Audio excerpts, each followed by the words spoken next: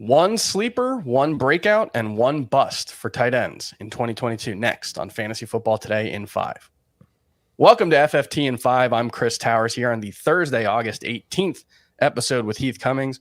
We're going to talk about tight ends. He's going to give you one sleeper, one breakout, and one bust for the position in 2022, as I said earlier. But first, we have to start with the big question at tight end, the question that we ask every single season, even though I'm pretty sure we know the answer every single season, even if we maybe try to talk ourselves into the answer being different every single season. And that's, is there any reason to think tight end will actually be good this year? And what I mean by that is, over the past 5 seasons, I just did a little research. There has not been a single time over the past 5 seasons when the tight end number 7 has been inside of the top 30 wide receivers in terms of scoring. Is there any reason to think that's going to change this year? So basically, will there be more than a handful of tight ends who would be worth rostering if you didn't absolutely have to have a tight end? I think it probably depends on if anybody gets hurt, because I could absolutely see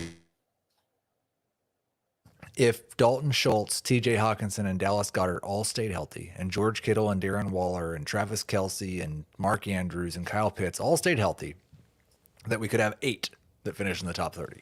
Is that good enough?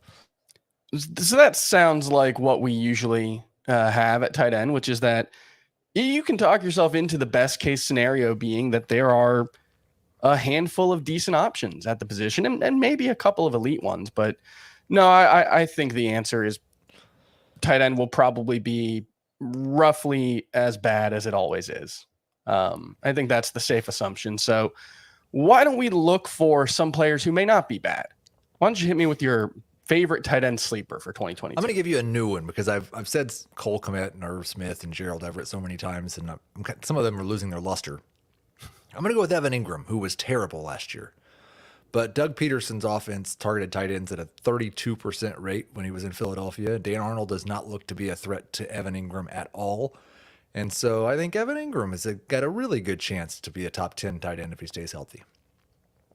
Famous last words from a fantasy analyst right there. Evan Ingram has a chance to be a good fantasy option if he stays healthy. No, I agree with you. He's borderline top 15 in the rankings for me. He's got a big opportunity. We know he's talented. It's, just a question of whether he can consistently put that talent into play. So, there's an opportunity for sure there, even with the additions that the Jaguars made. What about a breakout candidate? I think there's one obvious one. Let's see if you go with him. I'm going to say Dallas Goedert. He should have been not the one I was going to say last year, but just absolutely dominated targets, but they didn't throw the ball enough, and he didn't get into the end zone with Jalen Hurts, and so he didn't score as his target share suggests that he should. And even though A.J. Brown has shown up and has been phenomenal in camp, it still sounds like there is a large role for Dallas Goedert in this offense. I think Devonta Smith's the one who's going to be hurt the most by A.J. Brown, not Dallas Goedert.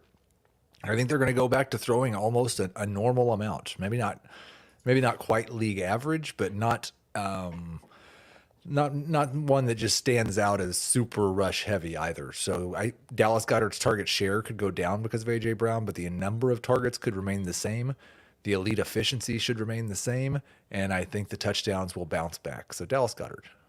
Yeah, I was going to say that the free spot on the bingo card is Kyle Pitts, who you speaking of which, you would love. In my tight end preview, I actually put Kyle Pitts in the breakouts and the bust section.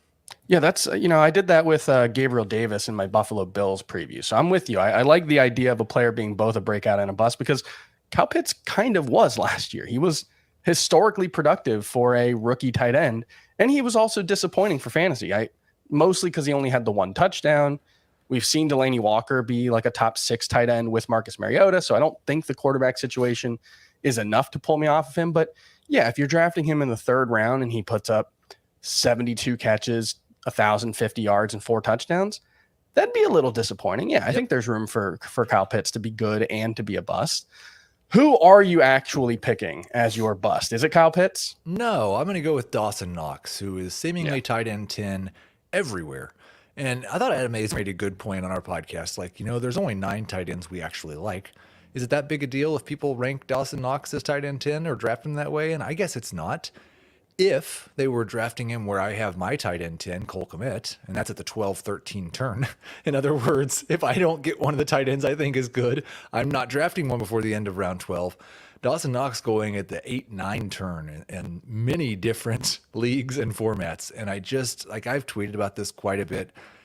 It is not possible, I don't believe, for Stephon Diggs to remain a 10 target a game guy, Gabriel Davis to be the breakout top 24 wide receiver, Isaiah McKenzie to be the super duper sleeper.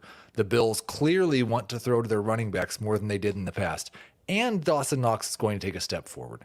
He is one of the biggest touchdown regression candidates in all of football, and I don't see any path without multiple injuries to him seeing a significant increase in target volume. I'll make sure that you're not the low guy on Dawson Knox, because I'll let you know that he is tight end 20 for me. I am completely out on Dawson Knox. Oh, okay. Wow. So you are the low end. So Bills Mafia, direct your hate towards Heath. All right. That's going to do it for Fantasy Football Today in 5. We'll be back tomorrow on Friday with some salary cap draft do's and don'ts. So make sure you tune in.